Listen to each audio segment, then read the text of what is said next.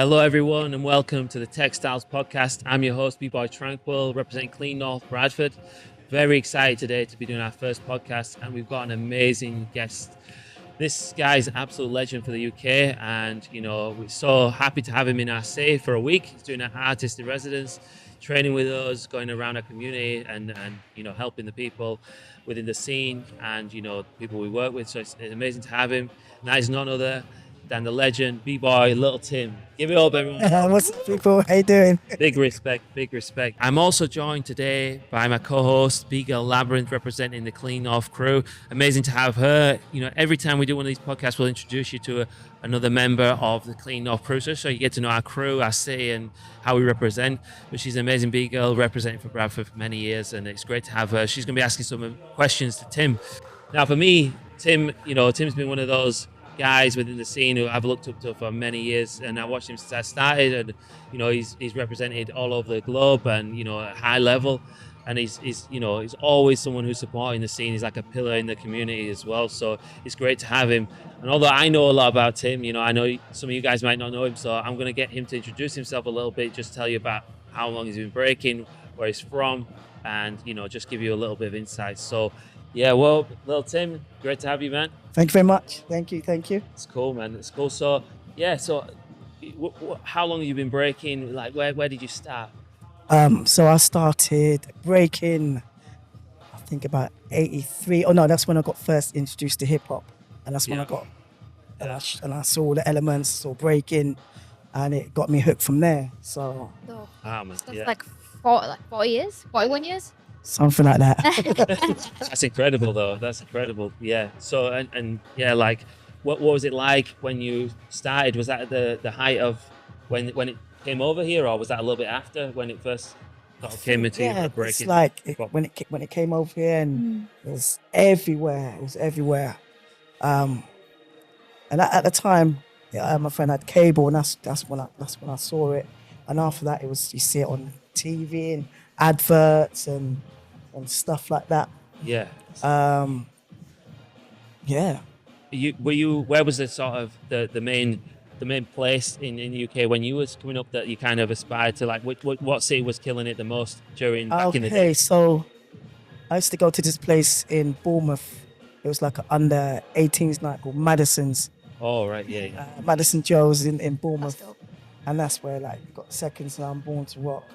All those guys, I think people came from everywhere to go there. Yes, they were absolutely, killing it, them guys. I remember walking up the stairs the first time and just hearing the music, the beeline, and walking in and seeing people breaking, and it blew my mind. It blew my mind. Yeah. I mean, I remember seeing some of those guys at my, the first jams I went to. Some of the guys were there from second to none, still throwing down amazing power. Them guys, you know what I mean? Yeah. And even to this day, some of the way they move is just incredible. So, I can imagine in the youth, they must have been tearing up the floor big time on that. Yeah. And then then I moved to London. Yeah. And then in the 90s, it was a place called Funkin' Pussy.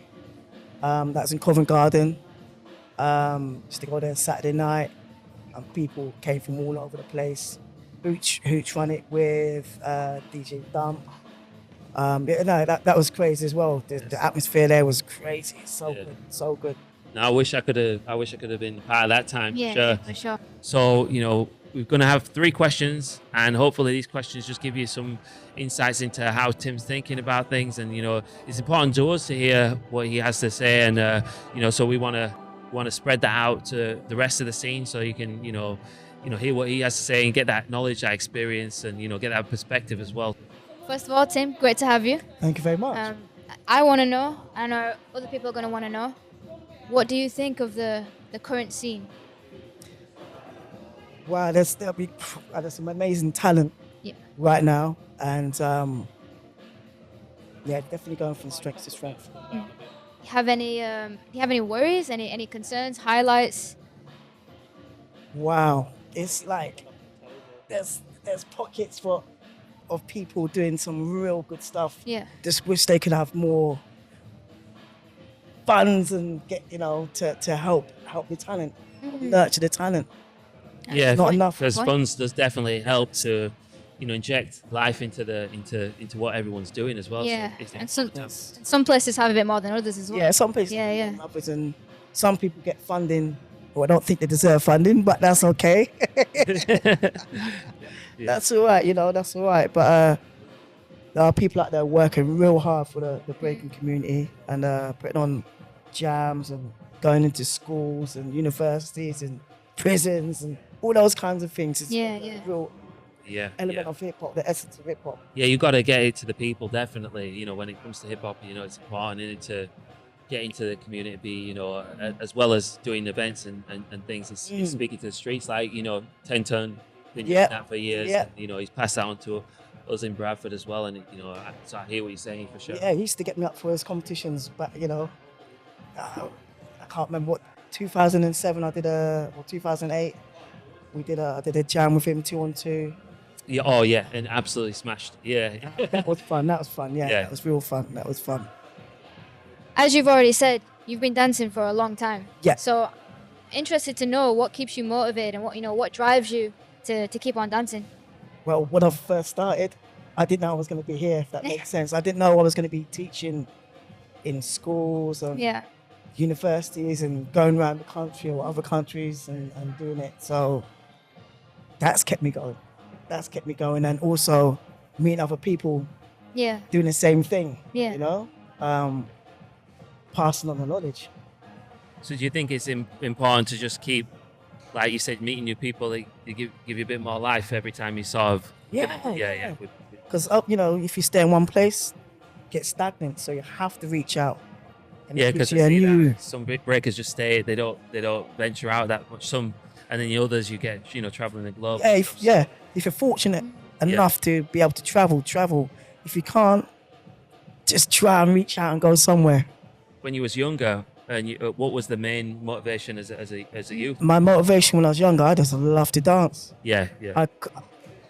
I just wanted to move. I just wanted to dance. I loved it. I just so passionate about it. Yeah.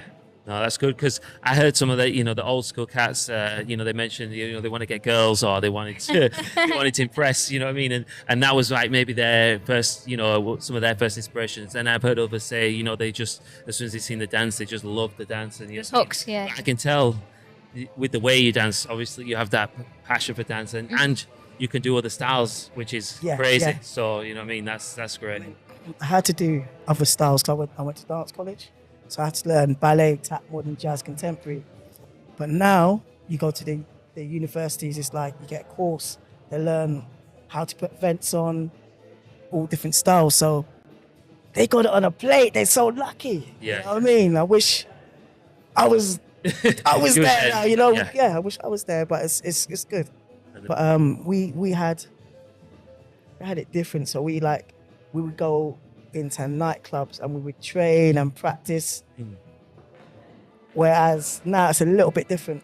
Yeah, the whole club scene, going out and stuff, that's died down. It's a lot of bars now. I know it's like even Sammy the One, and we used to go out together and just jam, and even that kind of scene and stuff is just, it's declining. You know what I mean? You have to pick it. You might get a night once a month if that's. The only guys that are doing that now is the jazz guys. Yeah. They have the all dayers.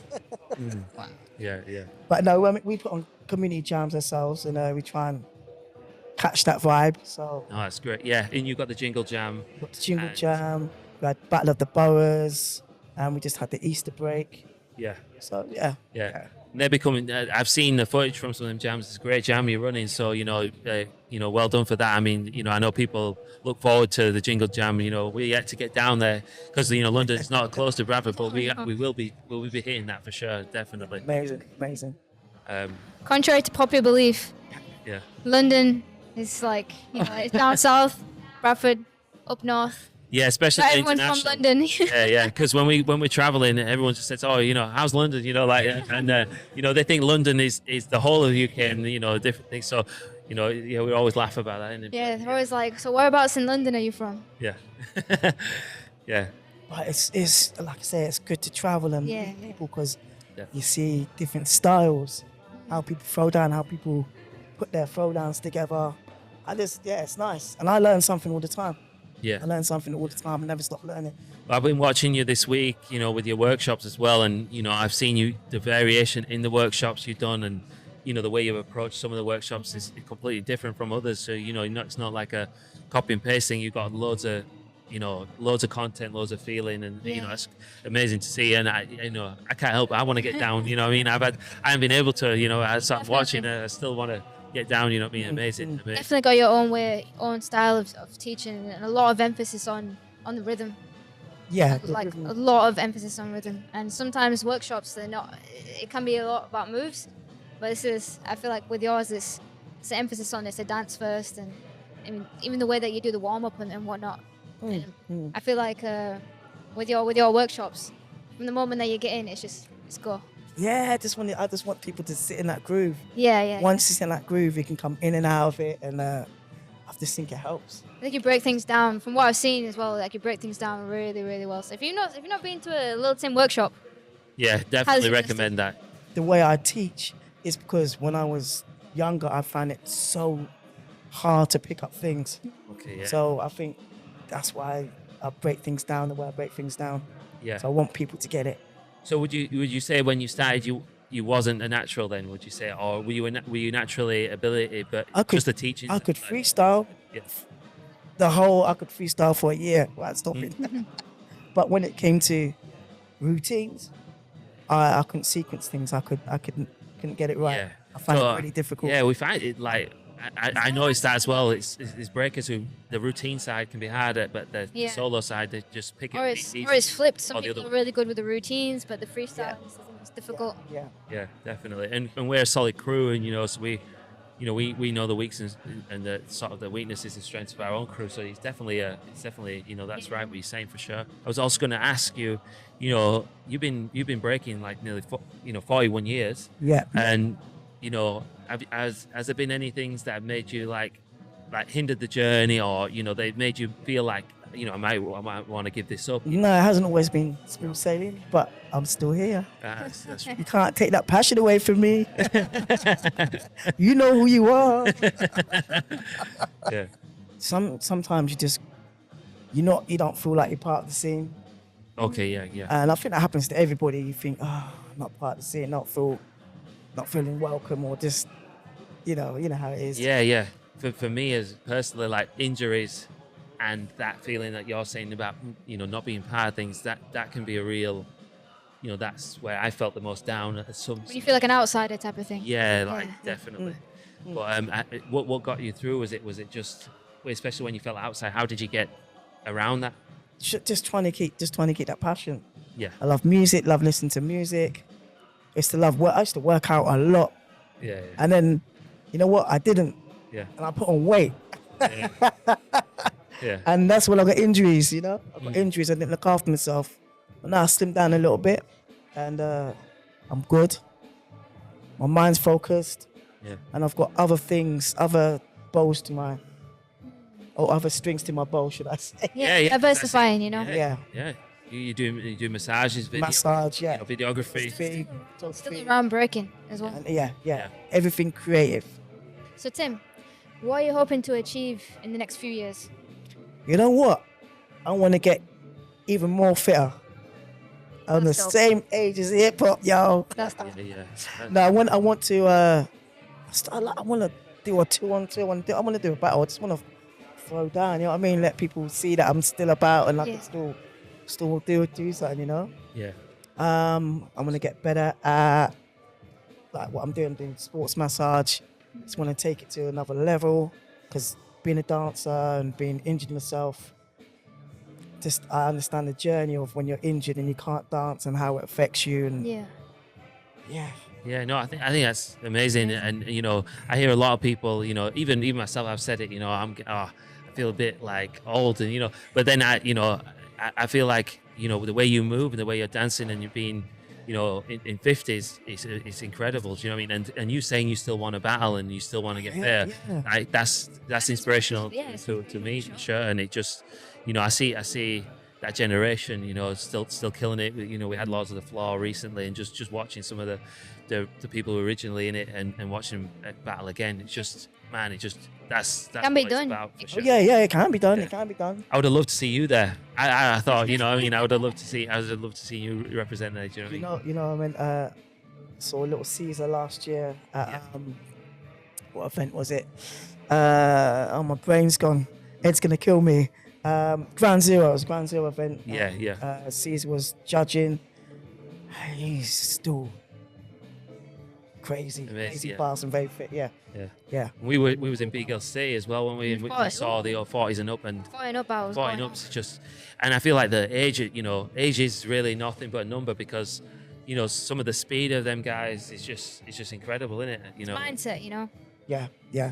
But now, I mean, the last injury I had was this. I ruptured my tricep. I was battling Lightfoot at Break Machine Oh. thing that was online. You Yeah. can see I did a 90 and I think I got caught in the Yeah. tape and it went popped. Yeah, so Tim, you were saying about that injury, man. I saw that myself, and I was like, I knew because I seen you dance. I was like, something didn't go right there. But can we bring that up on screen just to have a look at now? We got Lightfoot and Lightfoot, I'm battling Lightfoot. yeah. He comes out the first round, and the first round, that's some nice stuff. Lightfoot's from he's quite local. He grew up, Yeah. you know, doing classes around here with Banksy and me, and you know, a few other guys as well. Some lovely threads, man. And actually, I was last minute asked to battle, so I battled, but I wasn't in shape. I haven't been training.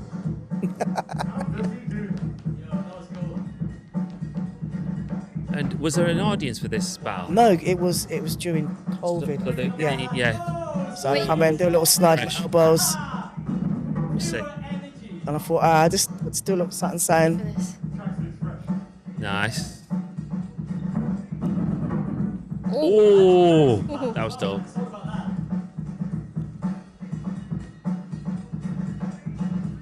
There we go. That's right. Yeah. Oh, that was nice. Nice That was first fresh. round. Yeah. It's okay. That high energy. Good ball. So I was quite nervous. I was thinking, I know I'm gonna lose my puff because Yeah. I'm training. But then, there we go. Nice. Yeah, that's nice. It's fresh. Doing his Lightfoot's got thread that combinations. flexibility, Yeah, you know. That's great. That's his sort of strength for sure. Here we go. I'm thinking, okay, what am I gonna do against this new cat? He goes, come on, and all right, okay. So I do look there, boom, Oh, that was dope though. Oh, and he caught, and I was like, oh no, I thought I broke my arm, and I kind of noticed I'm in pain right now. Oh no. It's just dangling, look, and I still, First like, time how do I finish this round off? So I just try to back summy because I can't put my arm down. it's just a back something, man. I think I did. Yeah, no, I know I did. Not I think I did. There we go. Look, Oh. and that's it. And I walk off with my that on my arm. And let's see If you Oh. can see the scar, that's I ruptured my tricep. I went to the hospital after. Oh, They X-rayed it, but because it's X-ray, they couldn't. You know, you can't see the muscle torn. So I waited about 3 or 4 weeks before I had an operation. yeah. So I'm walking around, and I couldn't push. I could lift, Yeah. but I couldn't push. You've done an amazing job to get it back to. Yeah. Yeah, I seen you. I You've seen seen you do United, some, yeah. 90 today. Today I was yesterday, but so you back to strength. It's amazing. I'm back to strength, but you know what? I need to condition. So when you get older, you have to condition for the moves. Yeah. Any move that you want to do, you need to condition. When you're younger, you can fly through it, but because Yeah. I'm older, and now I need to condition. So So is there any key? Was there anything that was key to helping you rehabilitate the injury? Because you're still able to do some. rest and resistance, and a lot of body weight, Yeah. and No, that's and dope. massaging the scar tissue. Yeah, it's great that you got it back, man. And, Yeah, you know what I mean? that's And, what I'm and it's great you're using all that knowledge to massage, you know, and help, you know, others so they know more about their body as well. Because, you know, I think longevity for break is important. Oh yeah, it's really important. Yeah. It comes down to everything, even what you eat, how you sleep. Mm. how you rest, because as much as you train, Yeah. you need to rest. You still need to rest to recover. Your body needs to recover. Oh, definitely. So, yeah. Well, that's been the Textiles podcast. I want to say thank you once again, Tim, for joining. Thank you for having me. We hope to have you back. 100%. I hope to see you on the scene, and Battling. representing and ciphering with you, you know what I mean? And I know for sure Tim will be back at Textiles, or it'll be great to, if you want to see him, come to Textiles, do you know what I mean? And, hopefully you'll catch him as well, because I know Tim's active. So if you want to do workshops or book anything with Tim, you know what I mean, reach out to him. What's your social media handle if people want to contact you for workshops or book you for judging or anything? Right now, it's digital.awakening. So, yeah, if you want to contact Tim, head to Digital Awakening. Thanks again for joining us, Tim, and we hope to have you back as well. Thank you, man. Shout out to Labs as well. Thank you, Labs. Been great having you on. Make sure you like the video, subscribe, follow us, Textiles International. Keep up to date with all things textiles.